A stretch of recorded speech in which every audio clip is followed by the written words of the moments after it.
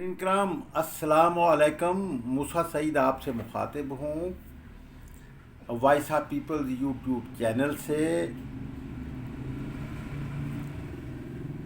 گزشتہ ویلاگ میں آج 22 جنوری سن 2023 ہے اور اتوار کا دن ہے. دن کا 1 بج رہا ہے. تو میں اس کنٹینیوٹی میں جو میں نے گزشتہ ویلاگ میں بتایا تھا کہ بھٹو حکومت نے پاکستان کو سنگین بحران سے کیسے نکالا تھا اور عمران خان کیوں نہیں نکال سکے اور شہباز حکومت جو ہے وہ کیوں کامیاب نہیں ہو رہی اور بحران سے نکالنے کا طریقہ کار کیا ہے. یہ میں اب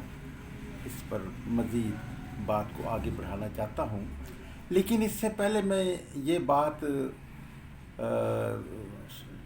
اپنے ناظرین سے ضرور کرنا چاہوں گا, دوستوں سے,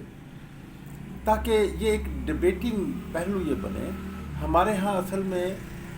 اب یہ جو گروہی لڑائی ہو رہی ہے ایلیٹ کلاس کے حکمران حلقوں میں, آپ دیکھیں تمام ہی پارٹیاں جو ہیں, دائیں بازو کی تمام پارٹیاں وہ حکمرانی میں ہیں. اب آپ دیکھیں کہ یہ پنجاب اسمبلی اور KPK کی اسمبلی توڑنے سے پہلے عمران خان صاحب کی پارٹی کی حکومت تھی اور ان دونوں صوبوں میں, بلکہ کہا تو یہ جاتا ہے کہ 60% آبادی پر تو عمران خان صاحب کی حکومت رہی اب تک, چند روز پہلے تک. اب اسمبلیاں جو توڑی ہیں 2, اس کے بعد بھی اب آپ دیکھیں کہ ابھی پرویز الہی جو انہی کے الہی ہیں ان کی حکومت ہے. تو یہ جو ہے اس میں ایک بات تو حقیقت ہے کہ ہمارے فوجی قیادت جو ہے اس کا بڑا ہولڈ رہا. ہمارے جو سیاسی حکومتیں بنائی جاتی رہیں اور ان کو ہٹایا جاتا رہا, تو وہ اس میں آپ تمام پوری پاکستان کی تاریخ اس سے بھری پڑی ہے. تو اب تو اس کا اقرار بھی کر لیا قمر جاوید باجوہ نے نیوٹرل ہونے کا, تو اور عمران خان صاحب نے بھی اقرار کر لیا کہ نیوٹرل نہیں رہنا چاہیے, یعنی مجھے پاور میں ہی رکھا جانا چاہیے, مجھے ہٹانا نہیں چاہیے تھا. تو یہ بات تو ایک اب تسلیم کر لی تمام گروپوں نے, اور یہ حقیقت یعنی دائیں بازو کے ان قوتوں نے بھی یا ان سیاسی لوگوں نے بھی جو کہ حکمرانی کرتے چلے آ رہے ہیں. تو اس گروہی لڑائی میں جو سب سے جو خطرناک بات, جو افسوسناک ہے, وہ یہ ہے کہ اس گروہی لڑائی میں جو کہ دائیں بازو کے حکمرانوں کے گروپوں میں آپس میں ہو رہی ہے حکمرانی کو قائم رکھنے کے لیے اور حکمرانی میں وسعت کے لیے, تو وہ اس میں وہ ایک دوسرے کے خلاف وہ کیچڑ اگل رہے ہیں, کیچڑ اچھال رہے ہیں, ایک دوسرے پر مڈ پھینک رہے ہیں ان کے چہرے تک. اصل میں مڈ تو میں تو یہ کہوں گا کہ بن کے وہ شفاف ان کو چہروں کو صاف کر کے دکھا رہے ہیں کہ یہ کتنے غلیظ ہے اور کتنے یہ وہ نہیں ہے. یعنی ایک دوسرے کو یہ بات میں تو نہیں کہتا, لیکن یہ ایک دوسرے کو ثابت کر رہے ہیں کہ یہ بہت کرپٹ ہیں, بہت لٹیرے ہیں. یہاں تک کہ عمران خان صاحب کے بارے میں تو میں نے پہلے یہ کہا تھا کہ ان کی ناکامی کی وجہ, ان کو لانے کی وجہ, پہلے تو میں یہ آپ سے گزارش کروں گا کہ ان کو قمر جاوید باجوہ اور ان کی فوجی ٹیم پاور میں لائی. یہ اب حقیقت خود فوجی کہہ رہے ہیں, قمر جاوید باجوہ نے یہ کہا, لیکن وہ ناکام ہوئے اس لیے کہ وہ لائے تو تھے تبدیلی لانے کے لیے. وہ تبدیلی کیوں ضروری ہوئی, ایلیٹ کلاس کیوں یہ کوشش کرتی رہی کہ وہ اس میں ناظرین اکرام بات یہ ہے کہ 2 قوتوں کی اب لڑائی ہے. جب سے یہ جاری ہوئی ہے تو اس میں سیناریو بدل گیا ہے. اب آپ دیکھیں کہ سوویت یونین کے تحلیل ہونے کے بعد اب امریکہ کی ریکوائرمنٹ بدل گئی کہ وہ جو سوویت یونین کے اثرات کو روکنے کے لیے جو یہاں پر ریاستی ڈھانچہ تعمیر کیا گیا, اب اس کو تبدیلی کی ضرورت ہو گئی، اس لیے کہ اب امریکہ کو سوویت یونین کا چیلنج نہیں رہا تھا، اب چیلنج جو ہے وہ بدل گیا ہے۔ چیلنج بدل یہ گیا کہ اپنے آپ میں کچھ تبدیلیاں کر کے چین نے ترقی کا ایک راستہ اتنا زیادہ اختیار کیا کہ وہ چند سالوں میں ہی اب وہ اس پوزیشن پہ پہنچ گیا ہے، گزشتہ 3 دہائیوں کے اس حوالے سے یا 4 دہائیوں کے حوالے سے پرانے جو ہے وہ ان کی بنیاد پر انہوں نے چلتے ہوئے کہ وہ آج چیلنج بن گیا ہے امریکہ کی سرمایہ داری نظام کی چیف کسٹوڈین شپ کا۔ تو اب امریکیوں کی یہ ضرورت ہو گئی کہ انہوں نے انڈیا کے ساتھ اسٹریٹجک پارٹنرشپ کی۔ تو یہ ایک خدائی میں کہوں گا کہ تاریخ نے ایک اور پاکستان کو قائم رکھنا مقصود تھا، تو اس لیے یہ پاکستان جو ہے یہ ضرورت چائنا کی بنا دیا گیا، اور چائنا جو ہے وہ اب پاکستان کے فوجی انسٹیٹیوشن کو، اب امریکی یہ سمجھتے ہیں کہ وہ جو انسٹیٹیوشن پاکستان کا فوجی انسٹیٹیوشن جو کہ سوویت یونین کو روکنے کے لیے بنایا گیا تھا، وہ چین کے خلاف تو لڑے گا نہیں۔ تو اس سے پھر وہ انہوں نے یہی مناسب سمجھا کہ اب اس کے سائز کو بہت چھوٹا کر دیا جائے۔ تو اب چین کی یہ ضرورت بن گئی کہ اس کے سائز کو برقرار رکھا جائے۔ تو اب یہ ایک کنٹرڈکشن یہاں پر پیدا ہو گئی۔ آج مجھے صبح ہی منڈلی کے ایک ناشتہ گروپ میں ایک فنکشن میں بات ہوئی، تو مجھ سے ایک چھوٹے ایک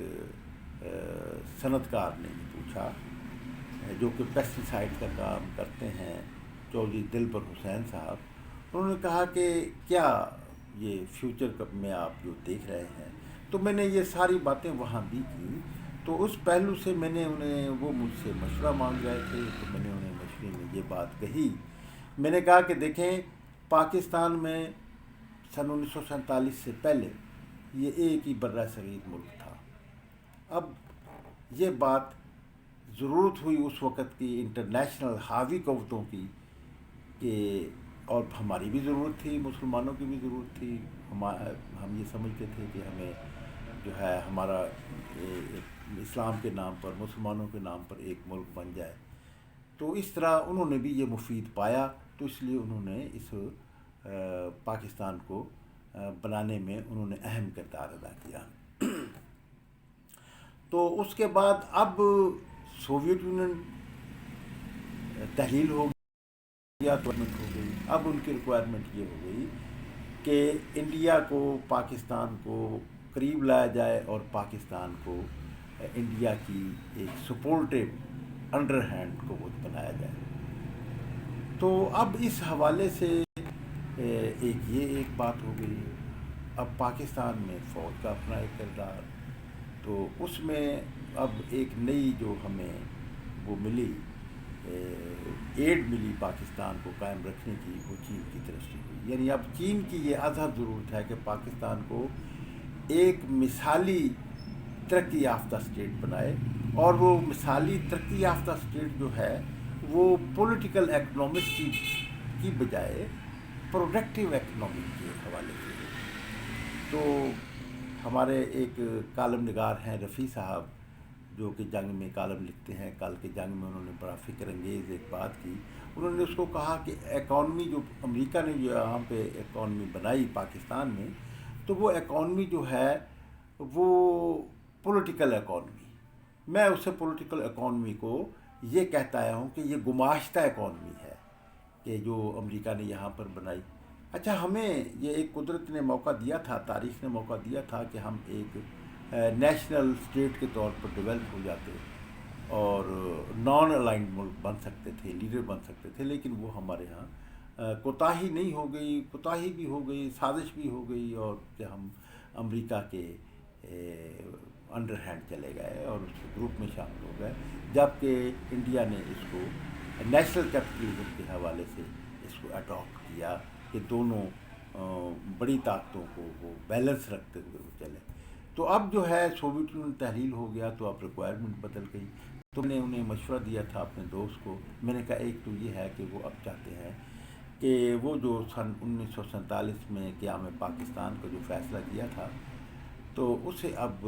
اس فیصلے کے مقابلے میں انڈیا کے انڈر ہینڈ دے دیا جائے، جبکہ اس کے مقابلے میں اب چائنا کے، تو میں نے کہا کہ چائنا جو ہے وہ اس کے اپوزٹ ہے، تو اگر جو لوگ پاکستان سے محبت کرتے ہیں، پاکستان کے نام سے محبت کرتے ہیں، تو ان کے لیے تو پھر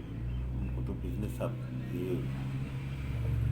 چین کے ساتھ ان کے ساتھ تعلقات کو آگے بڑھانا چاہیے، تو اگر آپ انڈیا کے ساتھ جاتے ہیں تو وہ بھی ایک وہ ہے، تو اس میں ہمارے ہاں یہ ساری ایک تقسیم جو ہے وہ ان فیوچر بہت زیادہ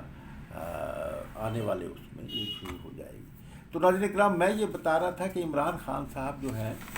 وہ ناکام ہو گئے۔ کیوں ناکام ہوئے؟ جبکہ ان کو تو فوجی اس لیے لائے تھے قمر جاوید باجوہ اور ان کی ٹیم، کہ پاکستان کے یہ جو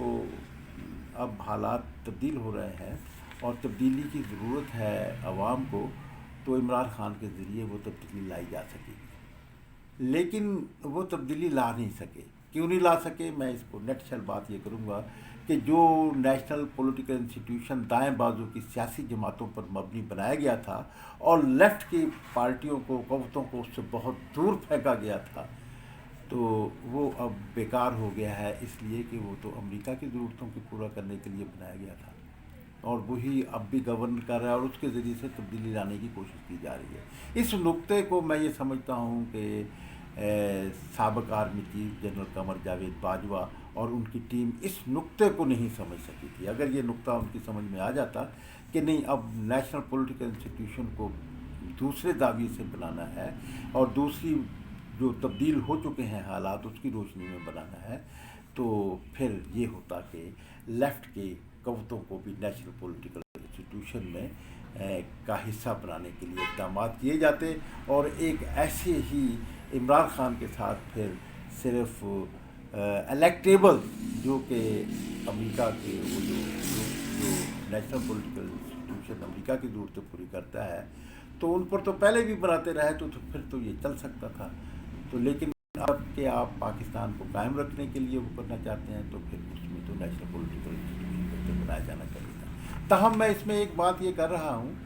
کہ ہم نے عمران خان صاحب تھے، تو میرا ایک شروع سے ایک عادت سی رہی ہے، اگرچہ میں ان پارٹیوں میں نہیں رہا اور نہ ہی کبھی حکمرانی میں آنے کا متمنی رہا ہوں، لیکن ایک بات ضرور رہی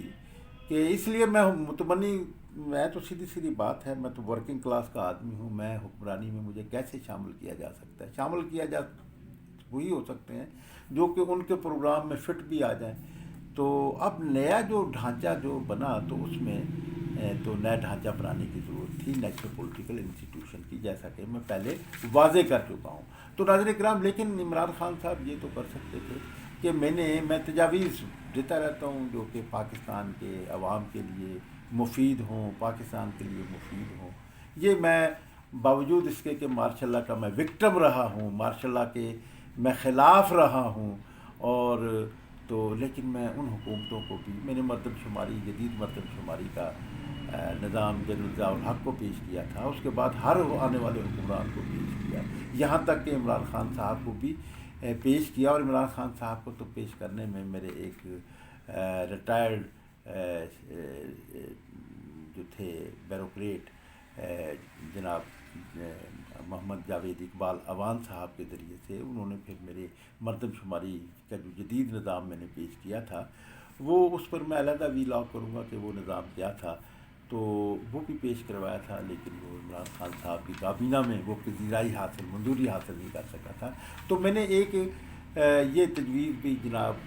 میں آپ کو یہ دکھانا چاہتا ہوں کہ یہ آپ دیکھیے کہ یہ تجویز بھی میں نے عمران خان صاحب کو، ان کے اہم وزیروں کو یہ بھجوائی تھی۔ تو یہ کب بھجوائی تھی؟ یہ میں نے تجویز بھجوائی تھی 3/8 یعنی 3 اگست سن 2018 کو، اور یہ تھی کہ نئے وزیر اعظم عمران خان کا مجوزہ ایگزیکٹو آرڈر، جس پر 1 روپیہ بھی خرچ نہیں ہوگا، لیکن 21 کروڑ پاکستانیوں کو مشکلات سے نجات دلا سکتا ہے۔ وہ کیا تھا ناظرین اکرام؟ وہ یہ تھا کہ قومی شناختی کارڈ میں رہائش اور تاریخ پیدائش کے اندراجات درج ہوتے ہیں، اس لیے डोमिसाइल अलहदा से बनाने और सर्टिफिकेट जारी और डेथ सर्टिफिकेट जारी करने की जरूरत नहीं है। उसी पर सब कुछ चलना चाहिए कि जब पैदाइश सर्टिफिकेट और डोमिसाइल, हाँ ये जो है यहाँ पर हमारे एक दोस्त सराइकी दोस्त हैं, बहुत मारूफ आदमी हैं, उन्होंने एतराज़ किया पिछले दिनों जब ये बात आगे आई कि ये किया जा रहा है, तो उन्होंने इस पर इख्तलाफ शुरू किया। तो मैंने इसके उसमें बताया कि नहीं, ये होना चाहिए डोमिसाइल तो जो अब तरीक़ाकार है वो उसमें भी करप्शन हो जाती है, तो इसके लिए सख्त सज़ा हो जानी चाहिए, तो इसको रोका जा सकता है। जैसे उसको नहीं रोका जा सका करप्शन की वजह से, इसको भी आप कैसे रोक सकेंगे? तो इसके लिए जब एक निज़ाम, एक मैकेनिज़्म बनाना होगा। तो उसमें मैंने ये बताया था कि इससे जो है आवाम का वक्त बच जाएगा, आवाम के पैसे बच जाएंगे जो वो रिश्वत में देते हैं, आवाम सफ़र की सहूलतों से बच जाएंगे, और एक बहुत बड़ा अमला जो है वो फाजल हो जाएगा, जिसे और ज़्यादा बेहतर कामों में, आवाम की खिदमत के कामों में, सरकारी अमले को जो सिर्फ डोमिसाइल बनाता है, जो बर्थ सर्टिफिकेट जारी करता है, उनका वो वक्त बच जाएगा, अमला बच जाएगा। तो नाज़रीन इकराम, ये मैंने हज़ारों की तादाद में पोस्टें वायरल की फेसबुक पर, लेकिन क्योंकि हमारे यहाँ अभी एक ये ट्रेंड नहीं पैदा हो सका है, बहुत पुअर पोजीशन में है कि कौमी मसाइल के बारे में और उनके हल के बारे में कि कैसे हल किए जा सकते हैं के बारे में आम आवाम ने सोचना शुरू नहीं किया। वो एलीट क्लास के ऊपर ही इन्हिसार किए हुए हैं और वो उसी में या फिर तफरीह के मौक़े ज़्यादा से ज़्यादा अवेल करते हैं सोशल मीडिया पर और वायरल पर। तो नाज़रीन इकराम, अगर इमरान खान साहब ये काम कर लेते तो मैं ये समझता हूँ कि ये एक कारनामा शुमार होता। तो नाज़रीन इकराम, मैं फिर ये कहूँगा कि लेकिन ये काम तो वो ज़्यादा ही कर सकते हैं, जबकि हमारे यहाँ हुक्मरानी करने वाला जो है और अपोजिशन करने वाले, उनका जो उन पर मुश्तमिल जो नेशनल पॉलिटिकल इंस्टीट्यूशन बनता है, उसमें अवामी सोच के लोगों को भी उसमें उन कवतों को, अवामी सोच की जो कवतें हैं, उनको भी उसमें शामिल किया जाए, तो पाकिस्तान को बहरान से निकाला जा सकता है। कोई ये बात नहीं है कि नहीं निकाला जा सकता, कोई इतनी, लेकिन उसके लिए सही फार्मूला इख्तियार करना पड़ेगा। जनरल कमर जावेद बाजवा ने जो फार्मूला इख्तियार किया था वो दुरुस्त नहीं था। वो सिर्फ एलीट क्लास को इलेक्टेबल्स दे दिए इमरान खान साहब को, और इमरान खान कहते हैं शुरू में एक दफ़ा तो कहा, फिर वो रुक गए, इसलिए कि इलेक्टेबल्स तो उनकी अपनी सियासी जमात में भी जो है वो एलीट क्लास ही तो लीड करती है, उसमें वर्कर्स का कोई इमरान खान साहब ने कोई डेमोक्रेटिक लीडरशिप कैडर सेटअप तो तैयार नहीं किया। तो ये एक बात है। अब क्योंकि इमरान खान साहब जो हैं वो वज़ीर आज़म नहीं रहे, लेकिन वो वज़ीर आज़म के बड़े कैंडिडेट भी हैं, तो इसलिए हम ये चाहते हैं कि मैंने ये हज़ारों की 2-3 महीने में उस पर लगा रहा कि लोगों में ये किसी तरह, और लोगों से मैंने अपील भी की थी नाज़रीन इकराम, और वो अपील देखें, तजवीज़ से इत्तफ़ाक़ करने वाले फ्रेंड्स को मशवरा दिया जाता है कि इस पोस्ट को फेसबुक, ट्विटर, मैसेंजर और व्हाट्सएप के ज़रिए आवाम में खूब शेयर करें, यहाँ तक कि ये नए वज़ीर आज़म इमरान खान का पहला एग्जीक्यूटिव जारी किए जाने का सबब बन जाए। तो इसमें हम 3 फरीक मैं बनाऊँगा जो कि तब्दीली के रास्ते में हायल हुए और तब्दीली नहीं ला सके। उसमें जनरल कमर जावेद बाजवा और उसकी फ़ौजी टीम वो नाकाम हुई, इमरान खान साहब जो जिनको लाए वो नाकाम हुए, और अवाम भी नाकाम हुए कि उन्होंने इतना दबाव नहीं डाला कि इस किस्म की तजावीज़ जो हैं वो इतने ज़बरदस्त तरीके से वो की जाती, तो यकीनन इमरान खान साहब को उसका एहसास होता, इसलिए कि जो चीज़ पाकिस्तान के अवाम में पॉपुलर हो जाए तो उसका फिर दबाव तो कबूल करना पड़ता है। नाज़रीन किराम, मैं इजाज़त चाहूँगा, मेरा वीलॉग आपको पसंद आए, मेरी बातें पसंद हों, आप इन्हें डिबेटेबल समझें, तो इसको फिर ज़्यादा से ज़्यादा शेयर कीजिए। नाज़रीन किराम, वॉइस ऑफ पीपल आप ही का चैनल है, मेरे सिर्फ 30 सब्सक्राइबर बन सके हैं अभी तक, कई साल की कोशिशों के बाद। तो मैं ये समझता हूँ कि क्योंकि अभी वो वक्त नहीं आया कि یہ موسم کی بات ہوتی ہے کہ ایک موسم ہوتا ہے کہ فصلیں ہو، پھر موسم کے خلاف اگر فصل بوئی جائے تو میں یہ سمجھتا ہوں کہ نہیں، موسم تو ہے، کہ موسم اس لیے کہ ضرورت تو ہے، ضرورت تو ہے، لیکن وہ جو پاکستان کو پسماندہ رکھنے والی قوتیں ہیں وہ نہیں چاہتی کہ پاکستان میں عوام جو ہے وہ اس ٹرینڈ پہ چل نکلیں کہ وہ عوامی مسائل کے بارے میں سوچیں۔ آج کا سب سے بڑا سوال یہ ہے کہ قمر جاوید باجوہ فوجی ٹیم کیوں ناکام ہوئی، اور عمران خان صاحب کیوں کامیاب نہیں ہو سکا، کیوں ناکام ہوا، اور کامیابی کے لیے کیا کرنا ہوگا، یہ ہمیں سوال کا جواب، اس سوال کا جواب تلاش کرنا ہوگا۔ ناظرین کرام، میں اجازت چاہوں گا اس التماس کے ساتھ کہ اگر آپ یہ سمجھتے ہیں کہ لوگوں میں ایک یہ ٹرینڈ چینج ہونا چاہیے، تو پھر آپ ہمارے اس ویلاگ کو زیادہ سے زیادہ لوگوں میں شیئر کیجیے، اور وائس آف پیپلز کو آپ سبسکرائب کیجیے اور بیل آئیکن